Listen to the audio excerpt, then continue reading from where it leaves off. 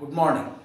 Unit 5 states of matter, इसमें हम gas laws देख रहे हैं और गैस लॉज में कल हमने देखा था number 1 Boyle's law, number 2 Charles law. आज आते हैं नंबर 3 पर। नंबर 3 हमारा गैरुसाक्स लॉ, एंड गैरुसाक्स लॉ को हम प्रेशर टेम्परेचर रिलेशनशिप ये भी हम कहते हैं, क्योंकि इसमें प्रेशर और टेम्परेचर के बीच में इक्वेशन स्टेब्लिश होता है। गैरुसाक्स लॉ ये हमारा कांस्टेंट वॉल्यूम पर होता है, एंड कांस्टेंट वॉल्यूम पर प्रेशर ऑफ द गैस ये डायरेक्टली प्रोपोर्शनल मिलता है एब्सोल्यूट टेम्परेचर के। एब्सोल्यूट टेम्परेचर को हम कैपिटल टी से डिनोट करते हैं। प्रोपोर्शनल साइन यदि हमने रिमूव कर दिया तो इक्वल टू का साइन लाएंगे, साथ में कांस्टेंट लाएंगे K3 और T का वैसी मल्टीप्लिकेशन होगा। K3 इसलिए पढ़ रहे हैं बिकॉज थर्ड लॉ चल रहा है, इसलिए हमने 3 को यहाँ यूज किया है। यहाँ हम ये भी ले सकते हैं P/T equals to K3, and different condition से भी हम लेके चले तो P1/T1 ये कोई कंडीशन है, ये इक्वल होगी P2/T2 के, और ये दोनों ही इक्वल रहेंगे K3 के। तो इस टाइप से ये रिलेशन भी हमारा डिराइव हो जाता है। P1/T1 इक्वल्स टू P2/T2, इसको डिराइव करने के लिए एग्जाम में पूछा जाता है derive P1/T1 equals to P2/T2, तो आप इसी मेथड का यूज करते हुए आप इसको डिराइव कर सकते हैं। अब हम यहाँ पर एक ग्राफ प्लॉट कर लेते हैं। ग्राफ हम बना रहे हैं टेम्परेचर ये केल्विन में है, एंड प्रेशर ये जो हमने लिया है ये बार में है। टेम्परेचर और प्रेशर के बीच में यदि हम ग्राफ प्लॉट करेंगे तो ये एक स्ट्रेट लाइन मिलती है। इस स्ट्रेट लाइन का इंडिकेशन क्या है ये कंफर्म करें। टेम्परेचर बढ़ा रहे हैं, इसका मतलब प्रेशर भी क्या हो रहा है, बढ़ रहा है। इसका मतलब टेम्परेचर और प्रेशर डायरेक्टली प्रोपोर्शनल है। मान लीजिए ये जो स्ट्रेट लाइन मिली ये हमें V3 वॉल्यूम पे मिली है, मतलब V3 वॉल्यूम कांस्टेंट वॉल्यूम है। अब यदि मान लीजिए वॉल्यूम हम पहले से कम कर दें तो स्ट्रेट लाइन कुछ इस टाइप से मिलेगी V2। अब मान लीजिए वॉल्यूम हम और भी कम कर दें तो स्ट्रेट लाइन हमें ये मिलेगी। इसका मीनिंग ये हुआ V1 वॉल्यूम कम है, V2 थोड़ा ज़्यादा है, V3 और भी ज़्यादा है।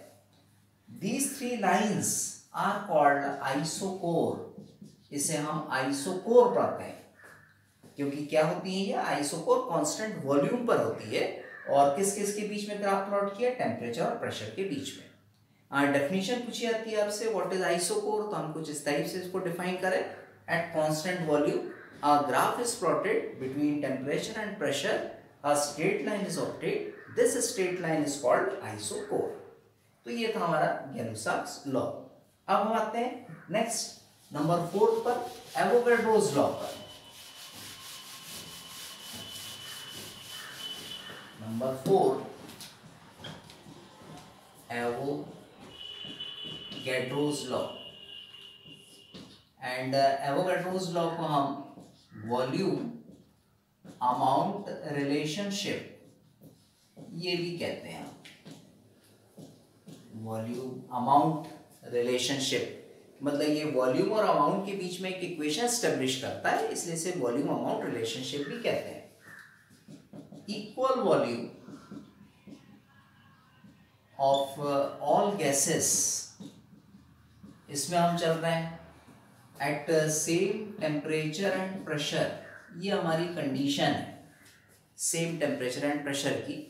इसमें volume of the gas directly proportional होता है n के, where n equals to number of moles of gas के। ये गैस के नंबर ऑफ मोल्स हैं, एंड मोल इक्वल्स टू आपको पता ही है वैल्यू 6.022 इंटू 10⁻23 होती है। This value is called Avogadro's value, Avogadro's number, या फिर एवोगैड्रोस कांस्टेंट भी हम इसे पढ़ते हैं। और प्रोपोर्शन साइन रिमूव करें तो V equals to K4 into n आ जाएगा। 4 नंबर क्यों दिया, बिकॉज फोर्थ लॉ है इसलिए हम इसको 4 दे रहे हैं। K का मीनिंग है कांस्टेंट, तो ये हमारा एक रिलेशन स्टैब्लिश हो गया है वॉल्यूम और अमाउंट ऑफ द सब्सटेंस के बीच में, इसीलिए हम इसे बोलते हैं वॉल्यूम अमाउंट रिलेशनशिप। इसी रिलेशनशिप के बेसिस पर हम एक नया रिलेशनशिप स्टैब्लिश कर सकते हैं, relationship between density and molar मास और डेंसिटी के बीच में हमें रिलेशनशिप स्टेब्लिश करना है। तो ये हम कैसे स्टेब्लिश कर रहे हैं, इसी इक्वेशन का यूज करेंगे, V equals to K4 into N, but N equals to, N means number of moles, mole concept में हमने पढ़ा है, mole equals to mass upon molar mass होता है, ये वैल्यू हम यहाँ पुट कर दें, तो V equals to K4 into M upon capital M, इस टाइप से हमने वैल्यू पुट कर दी। अब यदि हमने V का साइड चेंज किया और M का यदि हमने साइड चेंज किया तो कुछ इस टाइप से बनेगा हमारा, capital M equals to K4 into M upon capital V, ये हमने दे दिया। Mass upon volume, and mass upon volume को हम डायरेक्टली क्या लिख सकते हैं, डेंसिटी, तो capital M equals to K4 into D, ये हमारा आ जाएगा, और K4 हमारा कांस्टेंट है, ये इक्वल टू, इन दोनों को यदि हटा दें तो हम डायरेक्ट क्या ले सकते हैं, प्रोपोर्शनल का साइन, यानी capital M is directly proportional to D, ये हुआ। Capital M means molar mass, D means density, और इसी रिलेशन के बेस पर हम इसको ऐसा भी बता सकते हैं, M1 upon D1 equals to M2 upon D2, मतलब कोई न्यूमेरिकल यदि है तो न्यूमेरिकल सॉल्व करने के लिए हम ये रिलेशनशिप भी ला सकते हैं। कैसे आ गया ये रिलेशनशिप, D का हमने साइड चेंज कर दिया तो M अपॉन D आ गया हमारा, and M upon D equals to क्या होता है, कांस्टेंट, तो M1 अपॉन D1 भी कांस्टेंट होगा और M2 अपॉन D2 भी कांस्टेंट होगा, और उस बेसिस पर M1 upon D1 equals to M2 upon D2 ये हम दे सकते हैं। जैसे हमने एवोगाड्रोस लॉ के बेस पे ये रिलेशनशिप स्टेब्लिश किया, वैसे ही बॉयल्स लॉ जो कल हमने पढ़ा था उस बेसिस पे भी एक रिलेशनशिप और स्टेब्लिश हम कर सकते हैं, रिलेशनशिप बिटवीन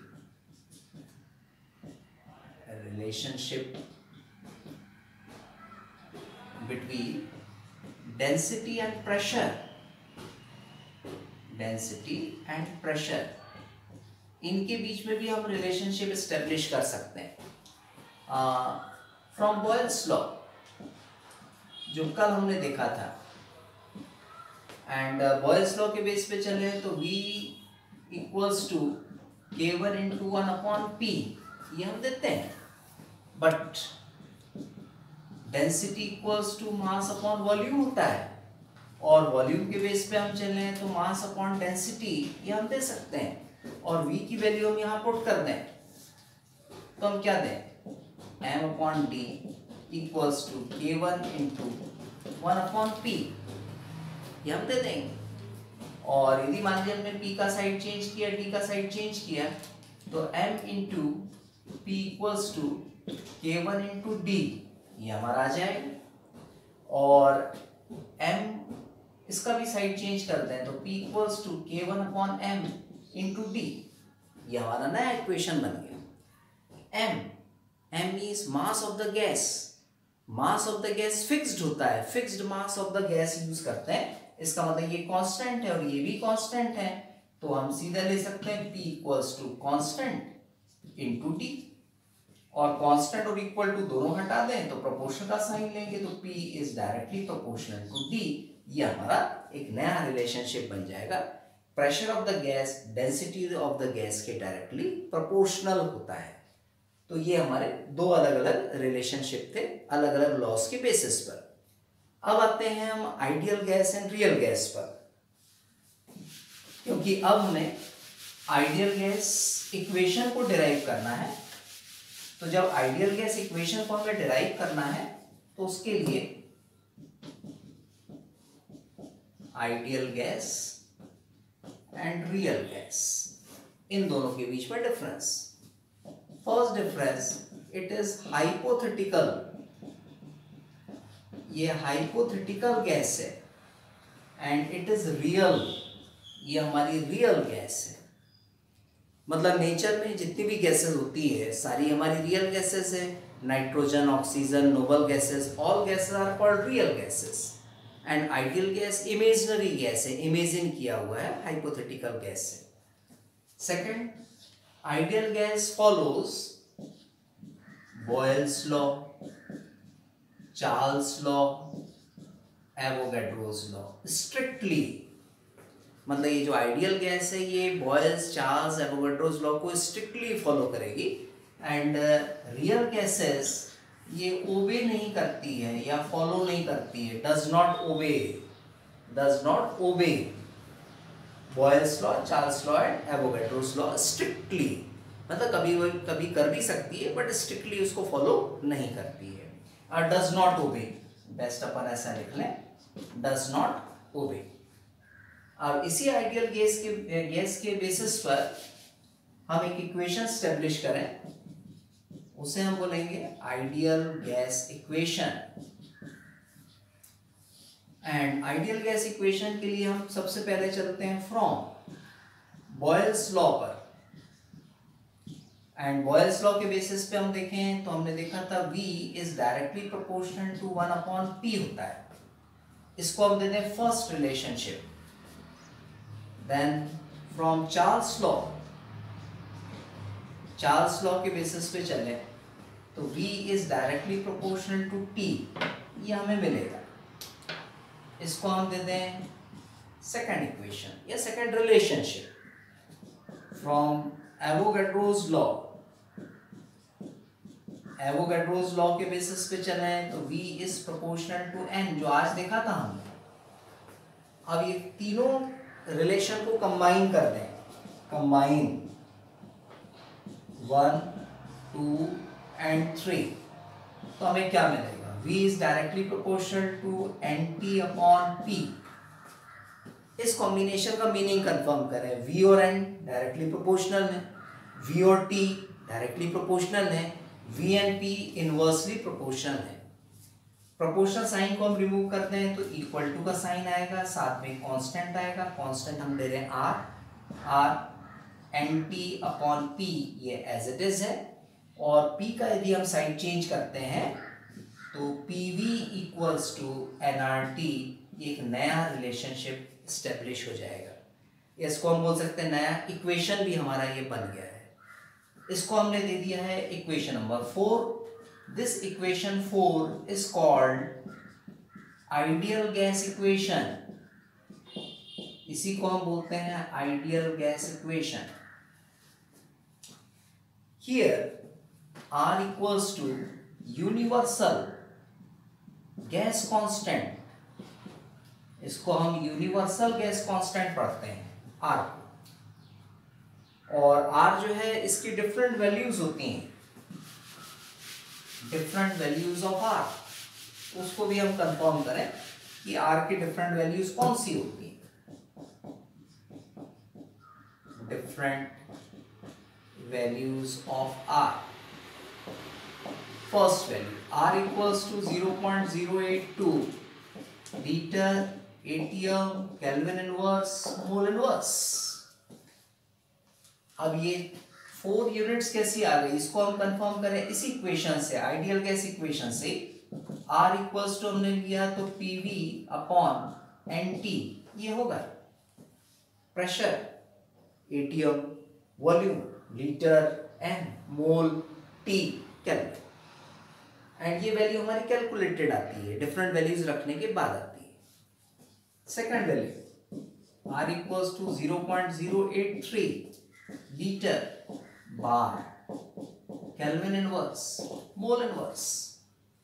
एक वैल्यू और आती है हमारी, R equals to 8.314 joule kelvin inverse mole inverse. इस टाइप से हमारी ये 3 वैल्यूज।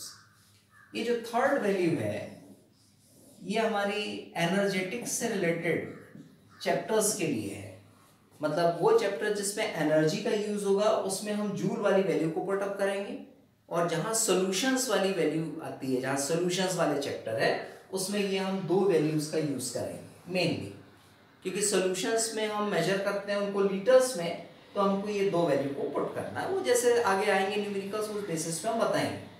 तो ये हमारी डिफरेंट वैल्यूज ऑफ R थी हमारी। अब आते हैं हम इसी में PV इक्वल्स टू NRT में ही कंबाइंड गैस इक्वेशन पर। एक कंबाइंड गैस इक्वेशन भी आता है इसी में, कंबाइंड गैस इक्वेशन। फॉर्मूला अभी हमारे पास आइडियल गैस इक्वेशन का PV इक्वल्स टू nRT ये है। अब यदि हमने T का साइड चेंज किया तो PV upon T equals to nR। Suppose n की वैल्यू कांस्टेंट है, मतलब same number of moles of gases के लिए हम चल रहे हैं और डिफरेंट कंडीशंस है हमारे पास। P1 V1 upon T1 equals to nR, ये condition 1। P2 V2 upon T2 equals to nR, condition number 2।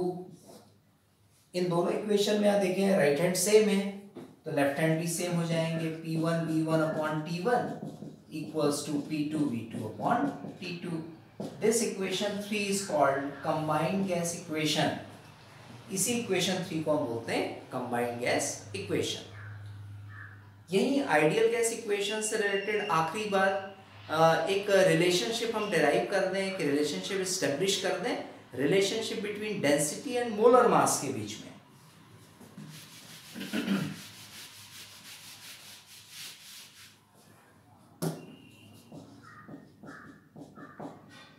Relationship between density and molar mass, इन दोनों के बीच में रिलेशनशिप एस्टेब्लिश कर रहे हैं। PV इक्वल्स टू nRT और N इक्वल्स टू हम जानते हैं मास अपॉन मोलर मास होता है, ये हमने ले लिया और हमने P का साइड चेंज कर दिया। V upon M equals to RT upon MP, ये हमने ले लिया। We know that, but density equals to mass upon volume. Mass upon volume को हम लिखते हैं डेंसिटी और वॉल्यूम अपॉन मास को क्या हम 1 अपॉन डी लिखते हैं? भाई 1 अपॉन डी लिखा जा सकता है। RT MP ये हमने दे दिया और यदि मान लीजिए हम इसका M का साइड चेंज कर दें और D का साइड चेंज कर दें तो एक नया इक्वेशन बन जाएगा। M equals to DRT upon P, ये हमारे पास आ जाएगा। P को हम ऐसे ही रहने, M यहाँ दे दिया, D हमने यहाँ दे दिया, ये आ गया नया रिलेशनशिप। इसको दे दें equation 1। Equation 1 shows the relationship between density and molar mass.